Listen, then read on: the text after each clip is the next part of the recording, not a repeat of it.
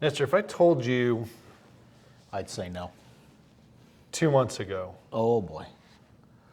that we were going to have interest rates, are we still above 6%? Above I think 6%? So. Yeah. That inventory would be incredibly low and people would be fighting over properties, would you have believed me? Yeah, because I felt like that was what the market was 2 months ago. Oh. Nestor, 6 months ago. Well, let's see. It was about a year ago. April is when things changed, remember? Yeah. From a super frenetic market to slowed up. We were all worried. People are talking about the end of the world and falling off a cliff. And business definitely slowed down. Right. And then, you're right, I guess it was, gosh, almost 6 months ago. Because November, December is when things started clipping again. I'm not sure what market we're in. I don't know. What was the question? Can you believe we're in the market that we're currently in?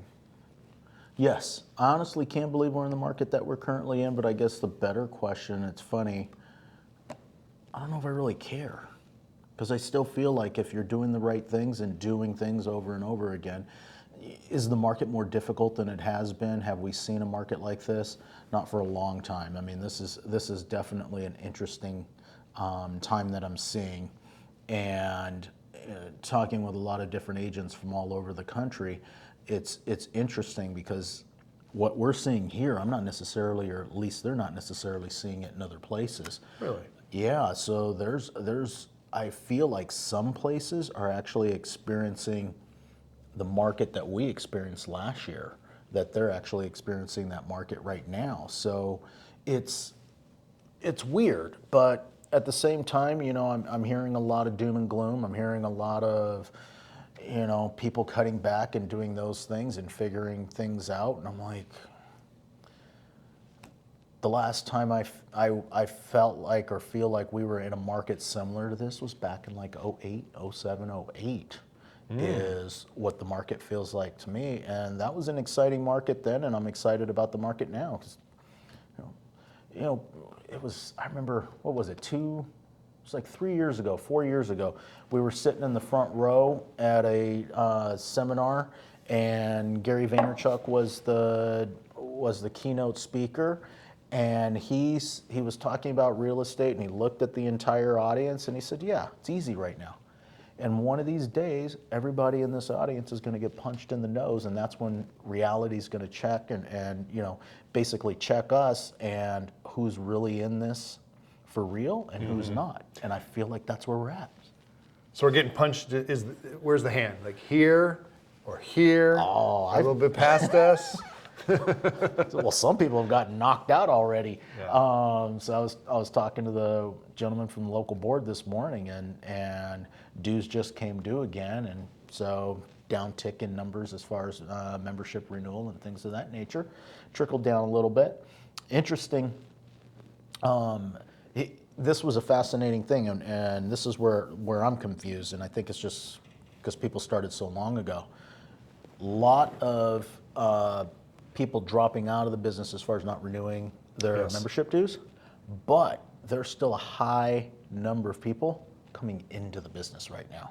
Oh, Yeah, interesting. newly licensed, Yeah, just I feel getting that. started. So their numbers on a board level don't look that bad because it's kind of becoming that revolving door. They're leaving as quickly as they're coming in. They're coming in one door and they're leaving out of the other door, so their numbers are staying pretty close to each other, and they're not really seeing a big impact what's happening. But Wow, that's interesting. Yeah. We didn't see that in 9, 10. oh no. Yeah, it was like, ooh, let me go work at Mickey D's. Well, I will say, I work on my numbers. I'm always on the phone. Right. And it's interesting to see, it seems like, because I always look everybody up before I call them. I'm like, where are they? And I have to look, and I go to the DRE, and it's NBA, no broker affiliation. Yep. So I will ask you this, because here's one of the things I've noticed. Kudos to the, talking from a recruiting standpoint, kudos to those out there right now that are actually doing it. The phone calls are up. Inbound calls are definitely up as well. That I've noticed that the brokerages that are taking this serious, they are definitely dialing a lot more right now and making a whole lot more phone active. calls and being very proactive. Now that being said, there's a lot right now that I see sitting on the sidelines just kind of waiting. So, yeah. So I was going to morph this into a, hey, can you believe we're at where we are now? And what should agents be doing now? Same thing we tell them every time. I know, we're does it on ever one of these, change? right? I feel like a broken record. And it's funny because just a little bit earlier you said, doing the same thing over and over again. I'm like, yeah, that's basically the Yeah. business. It absolutely is. I mean, there's nothing wrong with innovation and looking at new ways to develop your business. But I was having a conversation with one of our top agents here in the office, and gosh, they hold an open house. They hold 2 open houses, 3+ open houses every single weekend, and they've been doing that since Lord knows how long. And I was talking to her, and she says, "I didn't have any open houses this weekend." Oh, wow. Yeah. So I said, "Oh, so you took the day off, or you took the weekend off and enjoyed yourself?" She says, "Oh no, I went out door knocking. I went and visited all the other open houses that were out there, and then I door knocked around every single one of those open houses, and I spent my entire weekend in that community." I'm like, Amazing. exactly. Kudos to you, and that is doing the business, and that's it's interesting. That's a perspective of not panicked, just keep going out there and keep doing the things. Something's going to happen. Something. Who's most likely to get the business when you're taking that approach? So, I was like, kudos for you. Yeah, I like it. I like the sweat equity too. Exactly. I think right now that's important. I think check equity always works to a degree. Right. I think what a lot of people don't realize, you got to write that check, and then you got to do a heck of a lot of work Yep. to convert those leads out. Whereas you can just go circle prospect, get on your SOI, whatever you're going to do, reach out, and you don't have to write the check, and you can shake some things out of the bushes that way too. Exactly. So, if I was coming to you right now and I said, I don't know what to do, what's on the top of the list for you? Belly to belly, I Okay. have during the day, a period of time I just go out. Okay. What do I do, Travis? I don't care what you do, really. You can go around new listings, you can go around Exactly. old listings, you can go to the grocery store with your pen on, and, Yeah. see what people are up to, but something, get on the phone, something where you're just touching base with people. And then I'm spending some time on I'm trying to think what it is, my digital presence. So I think that's super important. I think digital presence is super important, and that's where I spend a lot of time. And when I say I spend a lot of time, no, I'm not spending all day liking and posting and things of that nature. I think that that's important, but that's probably the least important when you're actually on social media. I spend a lot of time engaging. I am, instead of text messaging, I DM a lot now. So I'm probably sending out, gosh, right now, probably sending out about 200 plus DMs, 200 to 250 plus DMs a day. A day? A day. Good Lord, people, Yes. we are behind. And you would be surprised, and here's kind of how it goes. It's almost, there was a day and time where I would just go through my phone and start at the alphabet and, text message somebody and just checking in or just saying hello. I was thinking about you, Travis. It's been a long time. That's when I say I don't care what you do. That's it. Right. Start an A. Exactly. Start an M maybe this week. Right.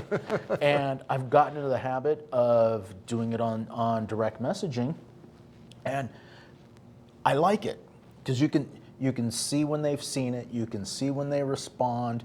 Communications go back and forth, and it's easy for me to have several conversations at the same time. Versus being on the telephone on one Yeah. conversation at a time. When I'm in the DM world, I literally can have 7 or 8 conversations going on at one time and going back and forth. And I just keep going down, and sooner or later somebody comes back and starts to talk to me, and some people get back to me. Here's what I find fascinating about DM. There's always something now for me to respond to. Because if I DM you and you don't see it, what happens is I turn on my phone tomorrow when I wake up in the morning. There's always a group of people that didn't get back to me yesterday that just saw the message or did, oh, so sorry I missed your message, blah, blah, blah. And it's just Or how about that 5 or 7 days later? Right, but Hey, sorry. and it's always a start for me to be able to start with something and just start the communications up. So, Very good. yeah, that's spending a lot of time doing that right now and just making connections. And then people always ask, how's the business? Just, everybody's interested in how the market is right now. So they want to talk about it. That's powerful. Yeah. Yeah, I like try to be creative, Right. Be curious, whether it's in the area you work or what we know about real estate. And so the one my fallback on is like Proposition 19 campaign. Mm-hmm. Have you thought about that? Is there somewhere, hey, let me find a neighborhood that might be ripe for this type of marketing for people. What can you do? Who can be a target out there that you can get some messaging to, whether it be digitally or snail mail or whatever it is out there. I was sharing with someone today. This isn't going to work in today's market, but take the idea and run with it. I used to say, actually in this very room in the back when I was a new agent, I would listen to all of our agents pitching their plugs and wants. And I would very quietly be writing down notes. And I would leave this room, and for the next 4 days, I had door knocking material. Because I knew, whoever, Michelle and Esther needed a 4-bedroom in the Landing, and I know that Lorraine needed a 3-bedroom over in the Colony. And I would just go and start knocking on doors. It's fascinating to me how that's probably something that is very relevant, I think, for right now, because there is no shortage of buyers. The buyers are out there, and the buyers don't have a property to buy, and/or we're ending up in multiple offer situations. Yeah, for sure. So. Best one to put together is that off-market property. When you know exactly what they want and what community they want to be in, makes it easy to go out there. And there's a ton of agents that don't want to do that. Go do it for them. Exactly. Well, that's what I do. Yeah. I knew I wasn't going to get in trouble. No one's going to be knocking on those doors. Exactly. And I had to learn, too. I remember someone said, we need a home that has RV parking in it. And I thought, boy, I work in the older part of Irvine, so I'm sure I've got a lot of those lots. And so I went through, and this is way before internets and maps and everything. And so I think I kind of drove around. I was making notes. Oh, is that gate wide enough for someone to get an RV in there? And I'm going. It wasn't until way afterwards I thought, what the hell am I doing? Why am I not knocking on every single door instead of trying to cherry pick the ones that might be a possibility? So I hit one that you can't have RV parking on, but they might be thinking of selling. Exactly. So that was part of my learning curve. Yeah. We get agents, or you've probably seen this, that notorious letter that comes in the mail of, I've got a buyer that's looking for a home in your particular community. And I see those all the time, and I always tell the agents, I say, you want to be specific, but you don't want to be too specific. I need a 3-bedroom, 2.5 bath, floor plan such and such. Just send it to the whole community. If they call you and that house doesn't work, at least you know somebody that's looking to sell their house. So it's funny that you say that, because I remember. We think we're trying to be helpful and thoughtful in what we're doing, but you're right. Many times it backfires on us. All right. So, name of the game: being consistent. I think that's always a magic word. Number one. Bore yourself to death. Boy, when you're bored with what you're doing so repetitively, you're probably onto something. Absolutely. What time of the day do you normally prospect? Currently, 9 to 11 a.m. Okay. So I'm more in the afternoon. So my mornings, I tend to try to get everybody situated and things like that, and then I jump into it in the mid-afternoon types of things. But I guess the point that I'm trying to make is that it's scheduled. Yes. That this is the time when we're going to be doing this particular activity, and that it's going to be happening on a regular basis. And I think that that's probably one of the biggest mistakes that I see people are making in not creating that consistency. Great intention and terrible follow through. Right. The agent that I was talking about in open house, typically they have an open house on that particular, during the time where they are normally having open houses. She was used to working at that time and said, instead of saying, hey, I'm taking this time off, she just picked a different activity to do during that time frame. Yeah, so, love it. Yeah. All right. Very good. So there's always something to be had in the market. This one's interesting. Well, it's been interesting for 23 years yes, for me. But this particular market, I like it. I think that this is an opportunity to seize the moment. There is hope. And I think that that's really important to understand. I was reading, it was an article that I was reading. Where was I reading? Oh, it was David Goggins' new book, and he was talking about an example he gave in there. And we were talking about they took a bunch of rats, which I don't. Yeah, not my thing. Mine either.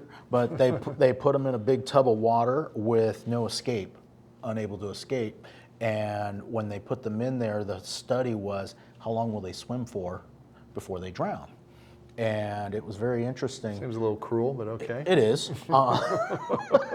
So for the animal activists out there, I didn't do the study. I'm just repeating what had happened. But they went about 15 to 20 minutes before they went to the bottom and drowned. And what was happening, the very first time they did this, the pattern was exactly the same. They'd swim for a while, then they'd swim down to the bottom, they'd look for an escape hatch, they couldn't find one, and then they would just give up and they would drown. Then they took a second group of rats, and just before the 20 minutes, they took them out, dried them off, let them come right back to normal, and then put them back in. Oh, gosh. 15 plus hours, they actually got up to 60, I think the max was like 60 some odd hours before the same rats drowned, just because the one thing changed, that they actually had hope in that situation, and they understood that there was a way out eventually, so they didn't give up. And I feel like in our industry that that's what we see so often, that people just, they give up, and they're the ones that are sitting there and they're going to drown, and just have to understand, you got to outlast this. It's that simple.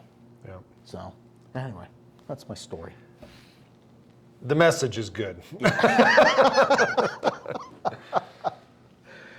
Well, I picked rats, Yeah, which was okay. what it was. They didn't pick bunny rabbits or anything.